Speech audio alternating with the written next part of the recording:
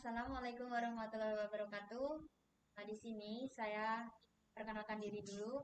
Nama saya Dita Fatmayanti. Saya mahasiswi Agama Islam Negeri Surakarta, jurusan Akuntansi Syariah. Ini saya ingin mewawancarai Siti Nurjanah, pelaku PPKN, untuk mewawancarai seputar Pancasila, memenuhi tugas kuliah saya. Monggo Ibu memperkenalkan diri. Oke, terima kasih Mbak Dita. Perkenalkan, Assalamualaikum warahmatullahi wabarakatuh. Saya Siti Nurjana, guru PPKN di SMK Negeri 1 Kiri, Kabupaten Sragen, Jawa Tengah. Monggo Mbak Dita, Ini silakan langsung saja ya Bu ya. akan mengupas tentang apa ya. Silakan. Monggo. Eh, ini apa yang Ibu tahu tentang Pancasila? Oke, kalau berbicara tentang Pancasila, saya kira semua orang Indonesia, baik itu besar maupun kecil, semuanya pasti tahu ya Pancasila itu apa. Karena memang Pancasila ini adalah sebagai dasar dari negara. Dan ternyata bahwa Pancasila ini merupakan salah satu mata pelajaran wajib yang harus ada, baik itu dari tingkatan yang paling dasar ya sampai ke perguruan tinggi. Jadi itulah Pancasila. Jadi terus apa yang Ibu ketahui tentang ideologi Pancasila itu? Ideologi Pancasila, ideologi itu berasal dari kata idea ya, ide atau ide atau gagasan. Jadi ideologi Pancasila itu adalah satu gagasan yang isinya itu cita-cita yang harus dilakukan oleh bangsa Indonesia dalam kehidupan berbangsa dan bernegara. Ya, apa yang ingin dan di situ adalah nilai-nilai yang terkandung dalam Pancasila sila pertama sampai sila kelima. Terus sejauh mana implementasi nilai-nilai Pancasila di masa pandemi? Eh, Kalau berbicara dengan implementasi berarti ini perwujudan ya, perwujudan Pancasila dalam kehidupan nyata. Mungkin orang banyak mengatakan bahwa saya itu Pancasila, saya itu apa paham Pancasila. Tapi manakala dihadapkan pada implementasi sebuah kenyataan bahwa tidak semua orang sudah apa ya memahami betul dan mengimplementasikannya dalam kehidupan nyata. Justru eh, kalau kita berbicara implementasi Pancasila khususnya pada saat era seperti ini ya, era pandemi ini, kita dituntut benar-benar bisa melaksanakan nilai-nilai Pancasila itu dalam kehidupan nyata. Misalkan satu contoh saja pelaksanaan sila pertama. Ada sila pertama itu fokusnya eh, yaitu bahwa kita sebagai insan Indonesia percaya kepada Tuhan yang Maha Esa. Implementasinya seperti apa? Justru di saat-saat pandemi seperti ini kita dituntut untuk lebih mendekatkan diri kepada Tuhan, ya. Eh, Apa namanya hidup mati seseorang dengan adanya pandemi kita tidak tahu apakah kita bisa bertahan sampai lama ataukah hanya bertahan beberapa saat. Untuk itu justru dengan adanya pandemi ini itu menjadi ajang bagi kita untuk lebih mendekatkan diri pada Tuhan. Selain itu juga kaitannya dengan kemanusiaan, kita memang hendaknya bisa bertoleransi, ya, menghargai semua umat manusia tanpa membeda-bedakan agama yang. Jadi disitulah penekanannya pada pelaksanaan atau implementasi dari nilai-nilai Pancasila sila pertama. Bagaimana dengan penerapan dari sila kedua? Pancasila ini merupakan satu apa namanya eh, pedoman bagi bangsa Indonesia yang luar biasa ya. Kita itu memiliki Pancasila itu wajib bangga. Kenapa? Pada sila kedua ini Pancasila kita itu memandangnya secara universal.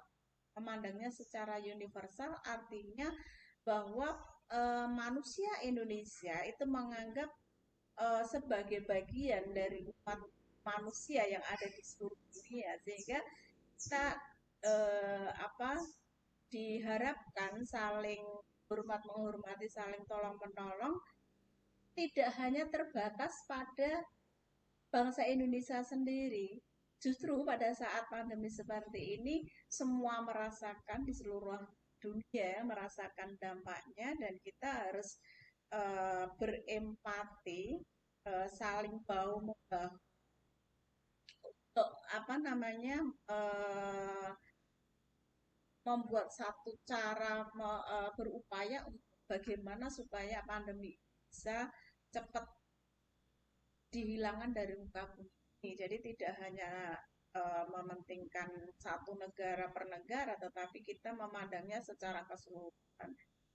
Khusus bagi bangsa Indonesia, justru dengan adanya apa namanya pandemi COVID-19 ini, kita apa hendaknya saling bantu membantu, saling tolong menolong, ya, apa namanya, yang kuat membantu yang lemah, ya, yang kelebihan memberikan bantuan kepada yang kekurangan. Karena dengan adanya pandemi ini jelas sangat berpengaruh ya kepada semua masyarakat, apalagi bagi masyarakat yang tidak memiliki pekerjaan tetap ya, ini akan merasakan dampaknya itu luar biasa.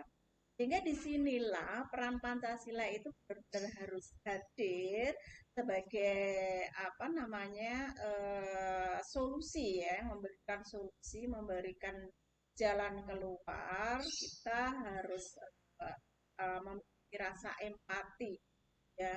Kita merasa bahwa penderitaan orang lain juga menjadi apa tanggung jawab kita untuk meringankan sesuai dengan kemampuan masing-masing orang, sesuai dengan apa ya kapasitas masing-masing orang. Disinilah pentingnya Pancasila pada masa pandemi. Satu contoh saja, apa namanya, pada saat siapa ya,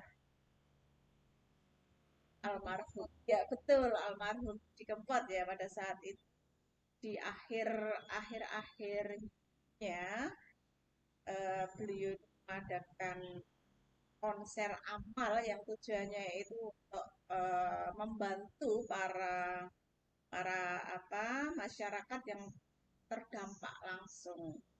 Nah, itu merupakan salah satu contoh wujud nyata. Di sini memang semua orang, apakah itu pejabat atau bukan, dan justru jika sebagai seorang pejabat mestinya memang harus memberikan sebagai contoh dan teladan.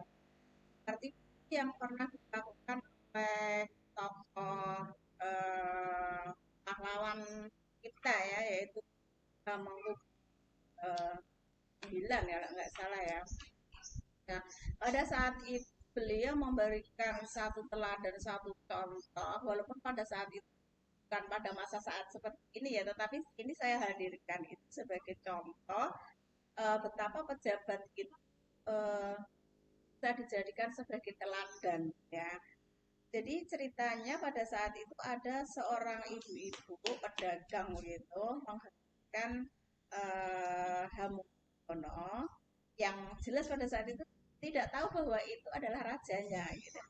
Hentikan, kemudian si simbok-simbok tadi ikut ikut apa namanya nebeng ya, nebeng menuju ke pasar gitu. Nah, ini dilakukan oleh uh, Sultan Hamengkubuwono tadi dengan apa dengan perasaan yang ikhlas dan tidak menunjukkan bahwa beliau itu adalah seorang raja. Nah, setelah diturunkan di satu tempat, ada orang yang bertanya begini, Mbok, eh, Ibu tadi tahu nggak siapa yang memberikan tumpangan kepada si tadi? Tidak, saya tidak tahu. Nah, setelah diberitahukan bahwa itu adalah rajanya, langsung pingsan. Si Simbok tadi langsung pingsan. Nah, itu loh satu contoh. Disinilah apa namanya peran semua orang yang berkaitan dengan tindakan kemanusiaan. Siapapun punya kewajiban yang sama, apakah dia pejabat atau bukan. Nah, disinilah memang kita benar-benar apa ya seorang yang bisa dijadikan teladan, dijadikan sebagai contoh bahwa kita itu sebagai manusia itu harus saling mencintai. Seperti ini ya. Mungkin masih banyak lagi lah contohnya yang tidak mungkin saya sebutkan satu persatu. Kemudian kaitannya dengan sila ketiga, fokusnya pada uh, kalau boleh saya uh, ambil salah satu contohnya itu adalah fokusnya ke di masa pandemi ini kita harus mengutamakan kepentingan bangsa dan negara, kepentingan orang banyak daripada kepentingan pribadi. Artinya apa? Iya, semua orang pasti merasakan dampaknya ya, merasakan dampaknya. Sehebat apapun orang pada masa pandemi pasti akan merasakan dampaknya. Nah, tetapi di sini pentingnya apa mengutamakan kepentingan bersama di atas kepentingan pribadi. Orang kalau misalnya hanya mengedepankan egonya, yang penting saya selamat, yang penting saya tidak terkena apa dampaknya secara langsung, bukan seperti itu, tetapi kita diharapkan sama-sama sebagai makhluk ciptaan Tuhan, sama-sama sebagai bangsa Indonesia, kita ya apa yang bisa kita lakukan dalam rangka eh, tetap menjaga keutuhan, tetap menjaga kerukunan, tetap menjaga persatuan dan kesatuan ini eh, sesuai kemampuan kita. Jangan sampai justru tengah-tengah wabah ini kita mengedepankan egonya dan menutup mata, tidak mau tahu, ya bahkan menciptakan tindakan-tindakan yang bisa membuat keresahan masyarakat, misalnya menyebarkan berita hoax, ya, eh, kemudian menyebarkan isu bahwa ternyata si pandemi 19 itu hanya akal-akalan misalnya, kemudian nggak benar virus corona itu ada dan lain sebagainya.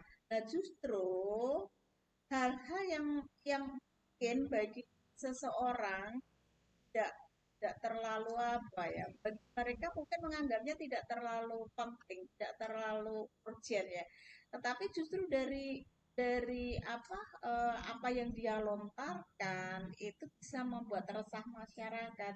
Sudah ibaratnya sudah masyarakat sudah kesusahan karena ada larangan atau di awal-awal ya, larangan kerja, berkerumun dan sebagainya, kemudian banyak orang yang kehilangan pekerjaan, malah orang-orang yang tidak bertanggung jawab menghembuskan nafas-nafas atau berita yang tidak bertanggung jawab. Ini kan memperkeruh suasana ya. Sebenarnya ya tidak seperti itu,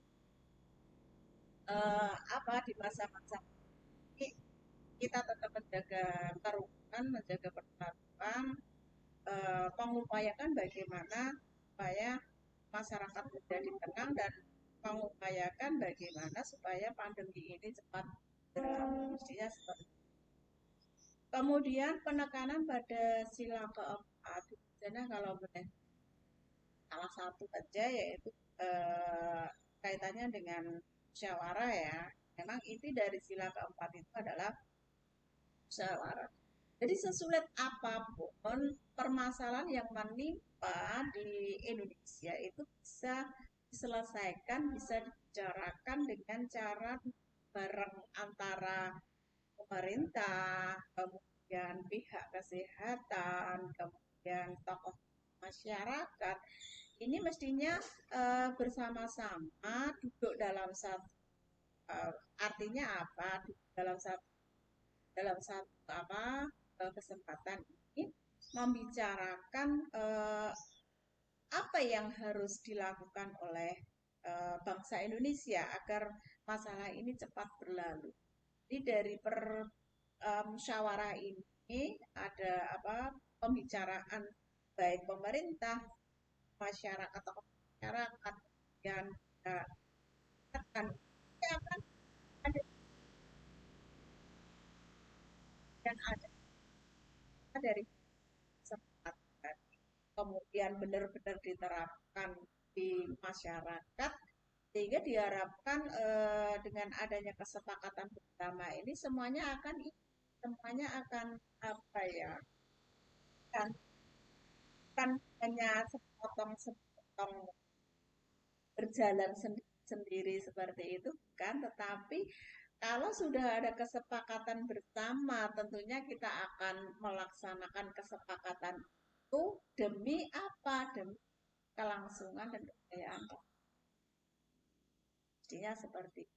Kemudian yang terakhir, eh, bagaimana implementasinya sila kelima dalam kehidupan pada masa pandemi ini tentunya kita harus bisa mengendalikan diri. Semua orang pasti harus bisa mengendalikan diri. Yang mungkin pada masa-masa di luar pandemi COVID-19 ini mungkin orang bebaskan atau bebas keluar masuk ya, kemudian bebas ke luar negeri dan lain sebagainya untuk suatu tujuan pribadi mungkin, tetapi dengan adanya kejadian ini harusnya memang semua orang bisa menahan diri ya, tidak apa bergaya hidup mewah, tidak bergaya hidup pros, karena kita harus menjaga perasaan saudara-saudara kita yang terpapar dan kehilangan pekerjaan.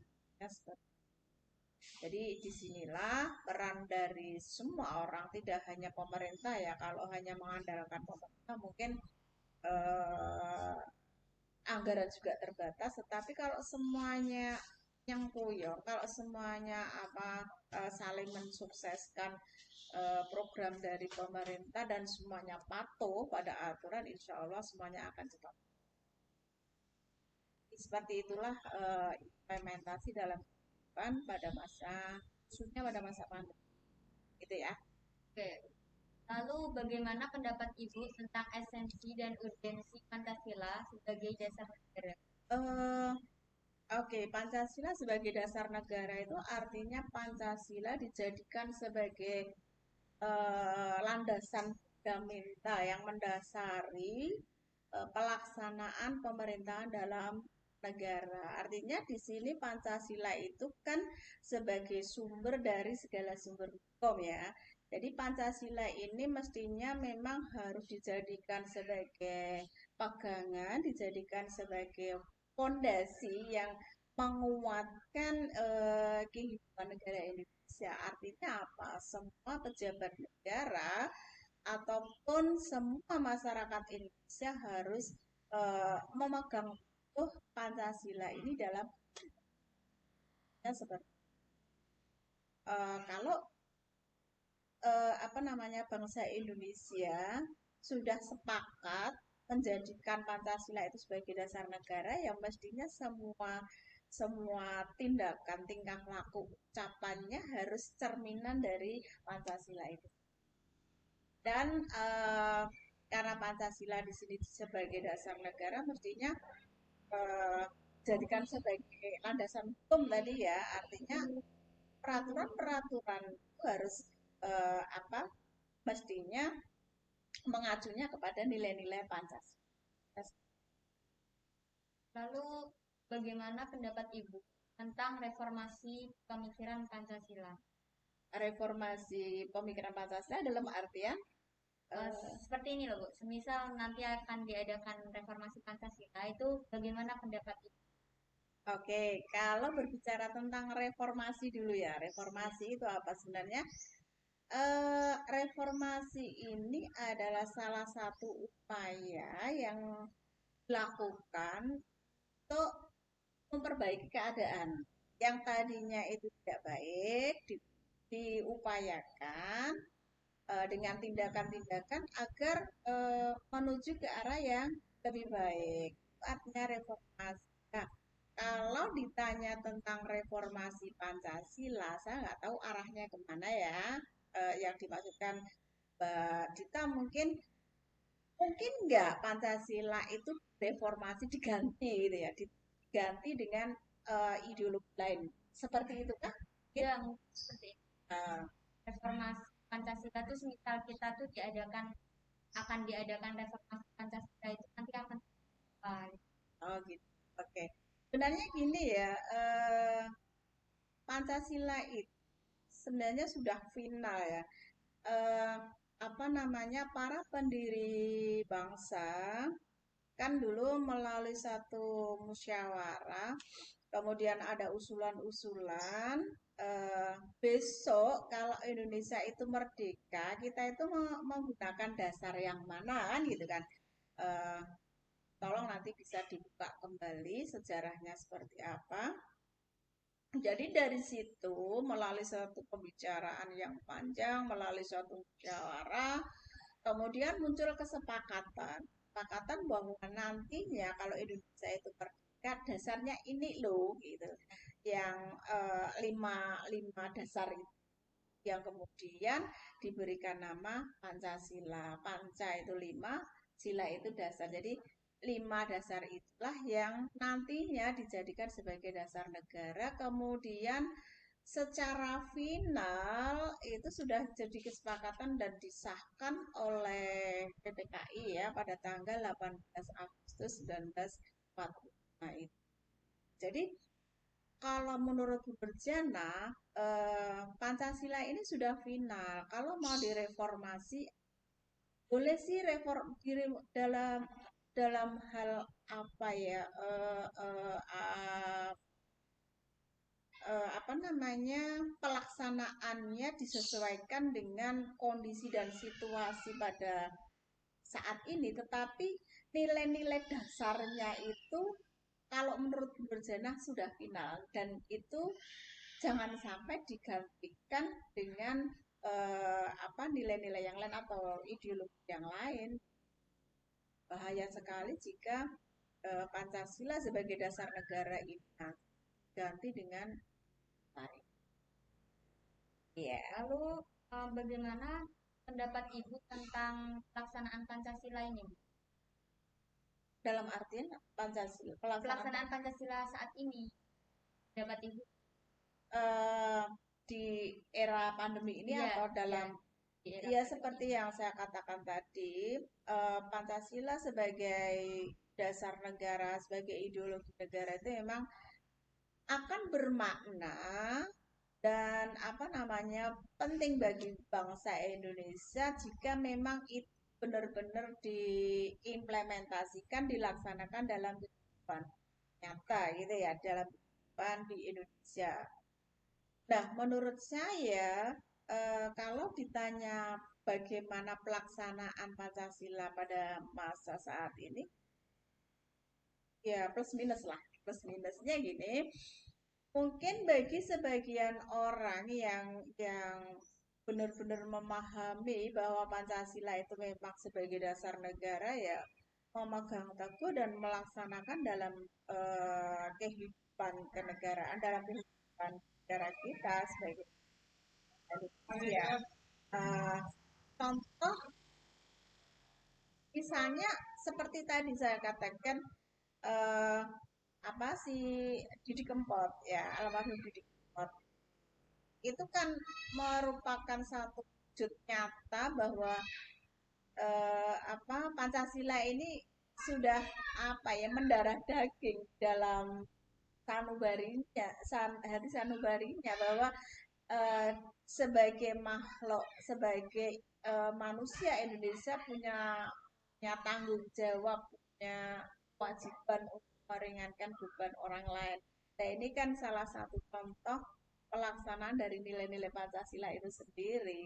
Kemudian boleh Kak mungkin Mbak Dita ya, saya yakin Mbak Dita juga sudah melaksanakan dari nilai-nilai Pancasila itu sendiri. Salah satu contohnya apa misalnya? Yang Mungkin mematuhi protokol. mematuhi protokol kesehatan ini dengan menggunakan masker. Mohon maaf, Masker ya. saya tidak menggunakan Iya. masker karena saya kan di rumahnya Bu Nur Jaya sendiri dan ini karena sedang wawancara, jadi saya tidak menggunakan masker. Tetapi kemanapun insya Allah saya tetap menggunakan. Itu salah satu contoh bahwa kita sebagai bangsa Indonesia itu menyadari bahwa Pancasila itu dalam bersikap dan bertingkah laku ya, sebagai manusia Indonesia lah ya, karena Pancasila itu sebagai dasar ya. Kemudian saya kira banyak contoh-contoh lain ya, hanya pelaksanaan Pancasila ini dalam kehidupan, apalagi pada masa pandemi ini. Jangan sampai kita mengambil keuntungan dari kejadian pandemi ini untuk kepentingan pribadi. Ya, betul. Salah satu contoh karena orang bingung di masa-masa seperti ini mau mencari uang itu memang benar luar biasa sulitnya ya. Tetapi hendaknya kesulitan yang ada ini jangan sampai dijadikan sebagai satu alasan untuk memperkaya diri sendiri. Justru dengan keadaan seperti ini, sisi kemanusiaannya gitu. Kemanusiaannya kita itu harus harus benar-benar kedepankan. Ya, bolehlah kita mencari untung, mencari uang, tetapi tidak harus dan berdiri di atas kesengsaraan orang lain. B, mungkin kita memproduksi masker dan menjualnya kepada masyarakat, tetapi jangan sampai justru ini dijadikan sebagai momen yang untuk memperkaya diri sendiri. Itu yang tidak boleh, dan saya yakin apa namanya jika mereka benar-benar paham bahwa Pancasila itu harus diimplementasikan dalam kehidupan nyata, ya ini tidak akan terjadi. Jangan sampai justru di tengah pandemi ini ada salah satu oknum yang justru bantuan corona Ditilap. iya ditilap, dimanfaatkan untuk kepentingannya sendiri. Jangan ya, jangan sampai. Itu Mbak. Oke. Lalu, apakah Pancasila sudah menjadi dasar sebagai pemecah masalah yang ada di sekitar, terutama pada masa pandemi? Oke. Jadi dari contoh-contoh yang saya sampaikan tadi, sebenarnya kalau kita mau mau kalau kita mau melihat dengan jernih, saya kira Pancasila ini sudah hadir ya, sudah hadir di tengah-tengah masyarakat dengan aturan-aturan yang jelas. Tinggal bagaimana manusia itu menyikapi, tinggal bagaimana orang-orang Indonesia itu menyikapi. Ya, ada sebagian orang yang memang eh, apa ya sudah benar-benar menjalankan amanat dari Pancasila itu, tetapi yang namanya banyak orang ya ya ya seperti itulah. Seperti itulah, ada yang memanfaatkan, ada ya justru saat-saat seperti ini kita benar-benar diuji ya, uji apakah kita tetap memilih Pancasila itu dijadikan sebagai jalan sebagai solusi yang memberikan solusi kepada kita semua, ataukah justru malah meninggalkan Pancasila? Pilihannya memang ada dua. Bagaimana dengan Mbak Dita? Memilih memilih jalan yang mana? Mestinya memilih jalan yang yang terbaik. terbaik ya, bahwa Pancasila ini benar-benar mampu menjadi solusi ya, yang memberikan memberikan apa namanya, menyelesaikan masalah ya di tengah-tengah pandemi. Maksudnya seperti itu ya, Mbak. Ya, ya. Mudah-mudahan bermanfaat. Jika ada kurang lebihnya saya mohon dimaafkan ya. Baik. Terima kasih untuk Ibu Siti Nurjana yang sudah mau meluangkan waktunya untuk saya wawancarai untuk memenuhi tugas kuliah saya. Dan mungkin itu saja eh, sedikit wawancara dari kami. Bila ada kekurangan dan kesalahan, kami mohon maaf sebesar-besarnya. Terima kasih. Wassalamualaikum warahmatullahi wabarakatuh. Waalaikumsalam warahmatullahi wabarakatuh. Sampai jumpa di pertemuan mendatang ya. Ya, terima kasih.